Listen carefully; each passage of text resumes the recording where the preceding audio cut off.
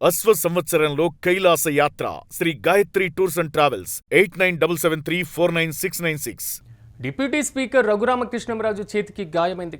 శాసనసభ్యుల క్రీడా పోటీల సందర్భంగా క్రికెట్ ఆడారు త్రిబులార్. ఈ నేపథ్యంలో రనౌట్ నుంచి తప్పించుకునేందుకు వేగంగా పరిగెత్తారు.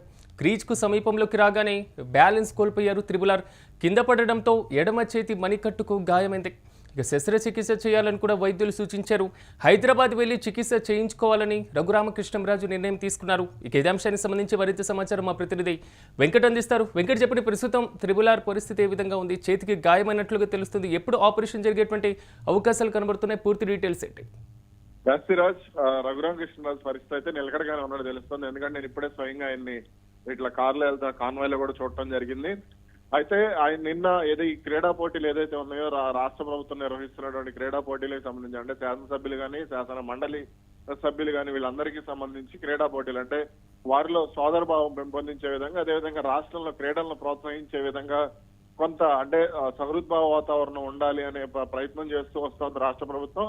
ఈ నేపథ్యంలోనే మొత్తం కూడా అంటే ఎమ్మెల్యేలు కానీ, మంత్రులు, ఎమ్మెల్యేలు, ఎమ్మెల్సీలు, స్పీకర్లు, వీళ్ళందరూ డిప్యూటీ స్పీకర్ కానీ అటు మండలి సంబంధించిన వాళ్ళు కానీ వీళ్ళందరూ కూడా పెద్ద ఎత్తున అక్కడ క్రీడల్లో పాల్గొనడం, మహిళా ఎమ్మెల్యేలు కానీ వీళ్ళందరూ పాల్గొన్నారు. అయితే కొద్దిగా రఘురామకృష్ణరాజు పర్సనాలిటీ కూడా ఎక్కువగా ఉండటం, ఆయన అంటే నిన్న బ్యాలెన్స్ తప్పిన క్రమంలోనే ఆయనకు కొంత చేతి వెముక విరిగినట్టుగా తెలుస్తుంది. దీనికి సంబంధించి అయితే రాత్రి హుటాహుటిన ఆయన మణిపాల్ హాస్పిటల్కి వెళ్ళారు. మణిపాల్ హాస్పిటల్కి వెళ్ళి ఇప్పుడు డైరెక్ట్ గా ఇక్కడ నుంచి హైదరాబాద్ బయలుదేరి వెళ్ళారు. ఇప్పుడే ఆయన హైదరాబాద్ కూడా బయలుదేరడం జరిగింది. అయితే శస్త్రచికిత్స ఎప్పుడు ఏంటి అనే దానికి సంబంధించి మాత్రం ఇంకా క్లారిటీ లేదు. అయితే ఈ రోజు సాయంత్రం కానీ రేపు ఉదయం కానీ అయితే ఇప్పటికీ అపాయింట్మెంట్ ఇవన్నీ కూడా తీసుకున్నట్టుగా కూడా తెలుస్తుంది.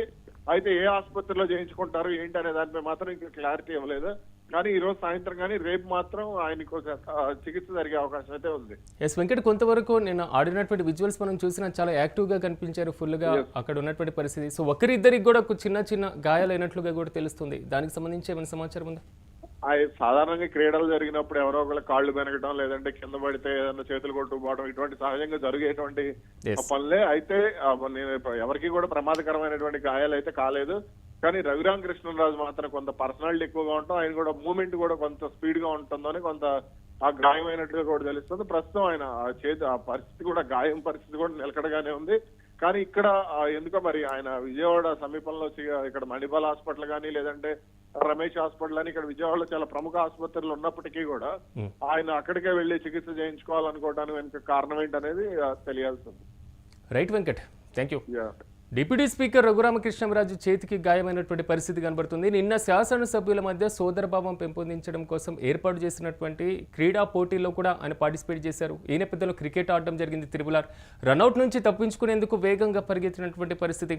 ఈ నేపథ్యంలో క్రీజుకు సమీపంలోకి రాగానే బ్యాలెన్స్ కోల్పోయారు రఘురామ. అయితే కింద పడడంతో ఎడమ చేతి యొక్క మణికట్టుకు గాయమైనటువంటి పరిస్థితి కనబడింది.